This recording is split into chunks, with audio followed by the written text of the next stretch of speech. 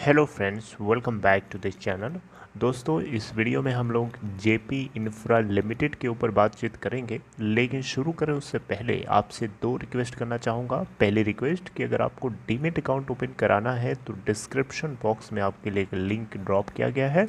Link को click करके आप सिंपल तरीके से अपस्टॉक में अकाउंट ओपन करा सकते हैं।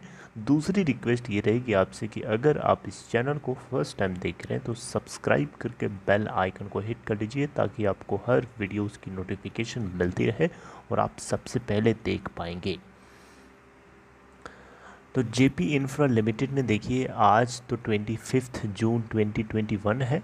कल की अगर बात करें तो 24 जून को एक खबर इसके अंदर आई थी कि सुरक्षा एसेट रिकंस्ट्रक्शन कंपनी इस कंपनी को टेक ओवर करने वाली है, क्योंकि वो बिड को जीत चुकी है। इसके अलावा कुछ करोड़ रुपए के इक्विटी भी इस कंपनी के अंदर इन्फ्यूज़ करेगी। तो एक तरीके से देखा जा रहा है कि कंपनी जो है पूरी तरीके से उसी के कंट्रोल में है और वो इस कंपनी को कैरी ऑन करना चाहता है इसके इक्विटी शेयर होल्डर्स के साथ में। तो यहाँ सवाल उठता है कि फिर गिरावट क्यों हुई कल? कल तो एक अच्छी खबर थी, तो उस हिसाब से तो इसके अंदर अपर सर्किट लगना चाहिए था, लेकिन ऐसा क्यों नहीं हुआ? तो देखिए, कल की मैं बात करूं तो सबसे पहले एनएससी के बीएससी के ऊपर देखें तो 2.99 की ओपन प्राइस है, गिर के ओपन हुआ और लोअर सर्किट के ओपन हुआ, ऊपर ओपन हुआ और वहीं पे बंद भी हो गया। और टोटल वॉल्यूम देखिएगा, 25,64,009 शेयर्स ट्रेड किए गए सिर्फ बीएससी के ऊपर, जहां पे 100% डिलीवरी है। बीएससी के अलावा एनएससी पे देखिएगा तो 20,76,166 शेयर्स ट्रेड किए गए, जहां पे भी 100% की डिलीवरी है। इसकी बात करें अपर 52 वीक अपर 52 वीक हाई की तो 3.90 का बना चुका है और 1.15 का इसका लो है। तो देखिए, अभी मैं आपको बताना चाहूँगा, ये जो आपको लोअर सर्किट दिख रहा है ये एक तरीके की चाल भी हो सकती है, समझ रहे बात को। और ये ज़रूरी नहीं है कि जो मैं बोल रहा हूँ ऐसा ज़रूरी हो, ऐसा ही हो, उसका उल्टा भी हो सकता है।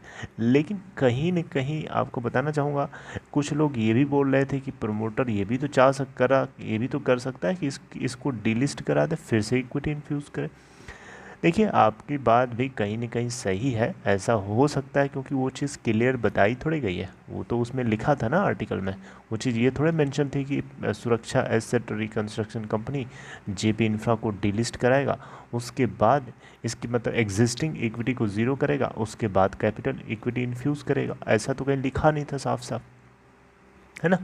जो उसमें लिखा था, जितना उससे हम लोग सोच सकते थे, बता सकते थे, उतना हमने बताने की कोशिश करी आपको, राइट? अब ऐसा हो भी सकता है, नहीं भी हो सकता है, लेकिन कहीं न कहीं ये जो लोअर सर्किट है, ये एक तरीके से देखा जाए तो ऑपरेटर की गेम भी हो सकती है। क्योंकि देखिए, अभी क्या है कि जेपी इंफ्रा को तो छोड़िए, डीएचएफएल के केस में हमने देखा तो वहाँ पे जो कुछ हुआ वो एक तरीके की दहशत करके रखे हुआ है। बाकी जितने भी इन्वेस्टर्स हैं, छोटे मोटे इन्वेस्टर्स हैं, रिटेल इन्वेस्टर्स हैं, इनके दिल में दहशत है। वेदांता नहीं, डीएचएफएल को लेकर के, वीडियोकॉन इंडस्ट्रीज़ को लेकर के, ये दोनों कंपनीज़ के ट्रेडिंग को, इवन वीडियोकॉन इंडस्ट्रीज लिमिटेड को तो डिलिस्ट भी करा दिया गया, आपको बताया था ना। और सस्पेंड हालांकि इसको कर दिया गया था, और डीएचएफएल को ऑलरेडी सस्पेंड कर दिया जा चुका है। डिलिस्ट तो नहीं हुई है, लेकिन सस्पेंशन में है। तो ये जो एक्शन लिया गया, ये कहीं ना कहीं लोगों के दिल में, दिमाग में डर बैठा दिया, और इस डर का शायद फ़ायदा उठा रहा हो ऑपरेटर, क्योंकि उसको पता है कि आम इन्वेस्टर से डरा हुआ है और उसको और डरा करके नीचे लेके जाओ और नीचे से लपक लो माल को। समझ रहे बात को? ऐसा भी तो हो सकता है, आप ज़रा अलग अलग एंगल से सोचने की कोशिश करिए।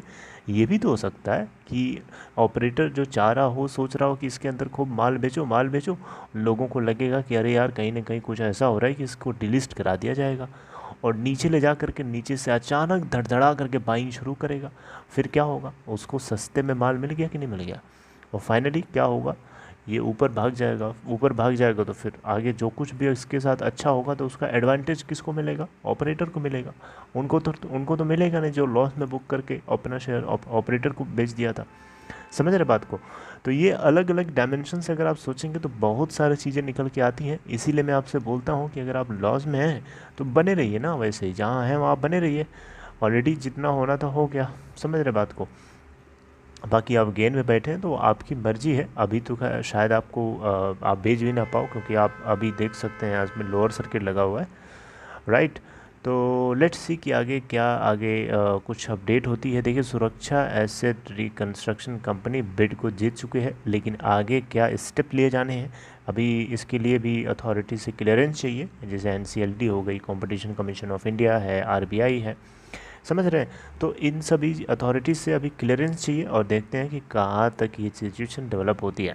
जैसा होगा आपको डेफिनेटली मैं बताने की कोशिश करूँगा। 435 करोड़ इसकी मार्केट कैप हो चुकी है।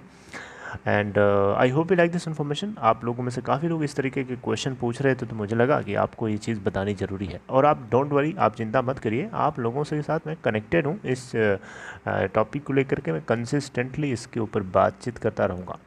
जेपी ग्रुप के और भी शेयर्स में अगर आप देखें तो लोअर सर्किट लग रहा था, जिसका कहीं ना कहीं इम्पैक्ट हमें इधर भी दिखाई दे रहा है। So I would like to terminate my conversation right here. Friends, if you like this content, please give a big thumbs up and take care of yourself. I will see you something updating next time with next content.